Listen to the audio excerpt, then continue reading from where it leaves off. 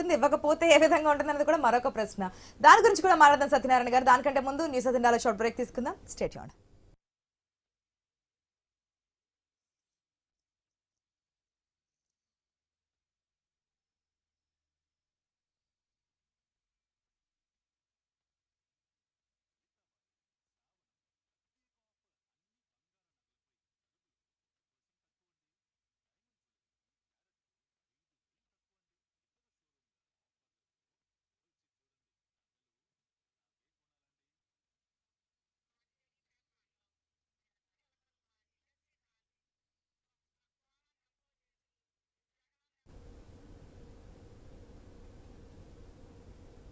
Welcome back to news agenda.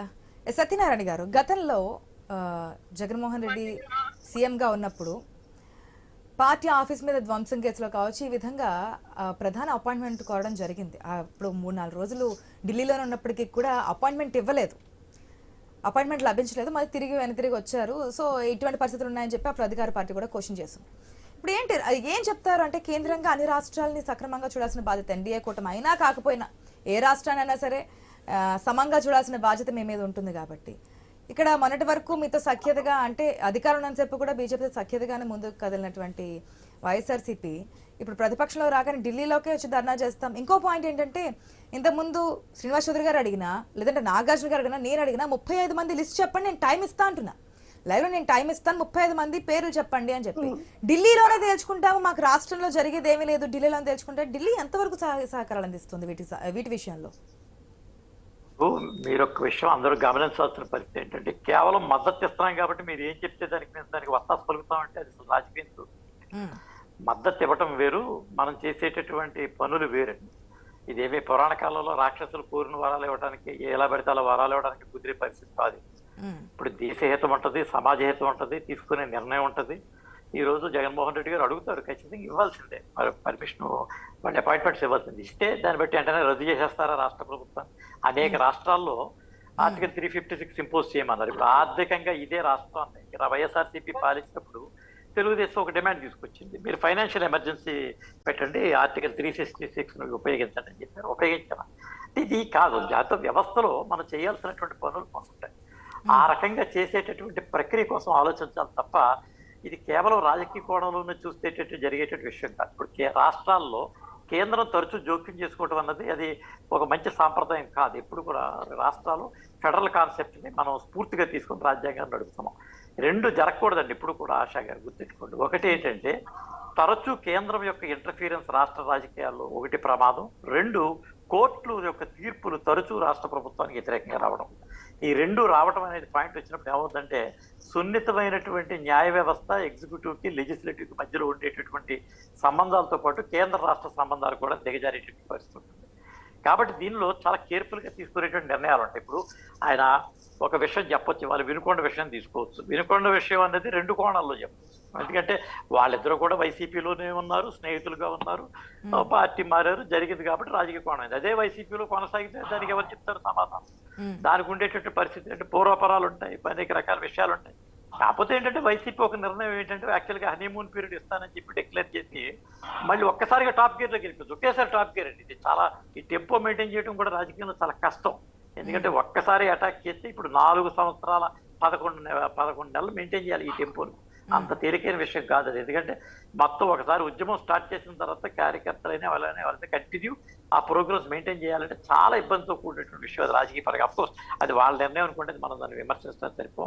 But ఇక్కడ జరిగేటటువంటి పరిస్థితి ఏంటంటే, ఇప్పుడు చంద్రబాబు నాయుడు చాలా వ్యూహాత్మకంగా ఆయన ఏం చేస్తారంటే, శాఖాపరమైనటువంటి సమీక్షలు చేసుకుంటూ తీసుకొస్తాడు. బహుశా నేను అనుకుంటాం లాండ్ ఆర్డర్ మీద కూడా ఒక వైట్ పేపర్ కూడా తీసేటటువంటి అవకాశం ఉంటుందేమో నేను అనుకుంటా. అంటే ఈ యొక్క సమావేశాలు చెప్పారు కదా, దానికి సంబంధించి శాంతి భద్రత దానికి సంబంధించి కూడా మాజీ మినిస్టర్ అంబటి రాంబాబు నాయుడు స్పందించారు.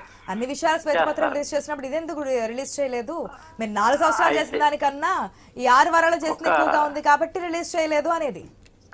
అదే కదా ఇప్పుడు ఒక్క విషయం అండి. అయితే ఇక్కడ జరిగేది ఏంటంటే, ఒక సాంప్రదాయం కొనసాగటం అన్నది ఉత్తమం. అయితే దురదృష్టం ఏంటంటే దుస్సాంప్రదాయం కొనసాగేటటువంటి పరిస్థితి చేస్తాం. ఇప్పుడు మీరు తిట్టారు కాబట్టి మేము తిట్టాం, మీరు అన్నారు కాబట్టి మేము అన్నామంటే ప్రజలు ఏమనుకుంటారు, వాళ్ళైనా వీళ్ళైనా ఎవరైనా ఒకటే అనేటటువంటి భావన. ఇప్పుడు ఇక్కడ జరిగేటటువంటి విషయం ఏంటి, ప్రతిపక్షం అనే పాయింట్ వచ్చినప్పుడు జగన్మోహన్ రెడ్డి గారు వ్యవహరించిన తీరు చూశారు. ఇప్పుడు ఈ రాష్ట్రంలో కొన్ని ఆయన చెప్పారు ఇందాక 1,40,00,000 ఓట్లు మాకు, 1,60,00,000 ఓట్లు మీకు వచ్చినాయని. ఈ 1,60,00,000 వచ్చినా, 1,40,00,000 వచ్చినా మనమేమి ఇండైరెక్ట్ డెమోక్రసీలో ఉన్నాం కాబట్టి దాని గురించి ఆలోచన లేదు. దేశంలో కేంద్ర ప్రభుత్వాలన్నీ కూడా 35-36% ఓటు బ్యాంక్ తోటి దేశాన్ని పాలిస్తూ ఉన్నాయి. అదే 50% దాటి ఇప్పుడు ఏ లెక్కను చూసుకుంటే గతంలో జనసేనకు కూడా ఓట్ పర్సెంటేజ్ వచ్చింది కానీ ఒక్క ఎమ్మెల్యే కూడా లేరే. ఆ విధంగా ఉంటుంది పార్టీ బలాబలాలు అనేది ఎమ్మెల్యేల యొక్క నెంబర్ని బట్టి. కాకపోతే ఎందుకంటే ఇప్పుడు మీరు మీ పాలనలో మీరు వ్యవహరించినటువంటి తీరు మీరు సమీక్షించుకున్నప్పుడు మిగిలిన వాళ్ళు అడిగేస్తే బాగుంటుంది. ఇప్పుడు అంబటి రాంబాబు గారు కానీ, జోగి రమేష్ గారు కానీ, లతి పేదర్ గారు వాళ్ళందరూ కూడా మంత్రి పదవులు చేస్తున్నప్పుడు వాళ్ళు మాట్లాడినటువంటి విషయాలు ఆ నాయకుడు నియంత్రించాలా. నువ్వు మాట్లాడే విధానం ఇది కాదు, ఈ రకంగా మాట్లాడకూడదు. ఇది మనం అనేక లక్షల మందికి మనం ప్రాతినిధ్యం వహిస్తున్నటువంటి వాళ్ళని చెప్పాలి. అలాగే చంద్రబాబు నాయుడు గారు కూడా బాధ్యత తీసుకోవాలి. తన దగ్గర ఉన్నటువంటి మంత్రివర్గంలో ఎవరైనా మాట్లాడితే ఒక మంచి సాంప్రదాయాన్ని నువ్వు అలవాటు చేసేటటువంటి ప్రక్రియ మొదలు పెట్టాలి తప్ప వాళ్ళ అధికారంలో ఉన్నప్పుడు వీళ్ళ తిట్టిన, వీళ్ళ అధికారంలో ఉన్నప్పుడు వాళ్ళ తిట్టిన నవ్వుకుంటే ఆ శాసనసభకి సంత మార్కెట్కి తేడా ఉంటుంది. దానికి మనం ప్రజలు ఎక్స్పెక్ట్ చేసేది నీ నుంచి కొన్ని నార్మ్స్ ఎక్స్పెక్ట్ చేస్తారు. ఇట్టి సత్సంప్రదాయాలు మనం పాటించాల్సిన అవసరం ఉంటుంది. ఎందుకంటే ఇది రాజశేఖర రెడ్డి గారి ఇప్పుడు మేము ఎందుకు ఓడిపోయాం అంటే కేవలం నువ్వు డబ్బిస్తేనే ఓడిపోయాం. ఇప్పుడు మీకు ఒకటే పాయింట్ అండి, ఇప్పుడు కూడా మనిషికి ఆహారము, బట్టలు, సౌకర్యం కల్పిస్తే ప్రజలందరూ జైల్లో ఉంటారు కదా, బయట ఎందుకుంటారండి? జైల్లో ఉన్న సదుపాయాలు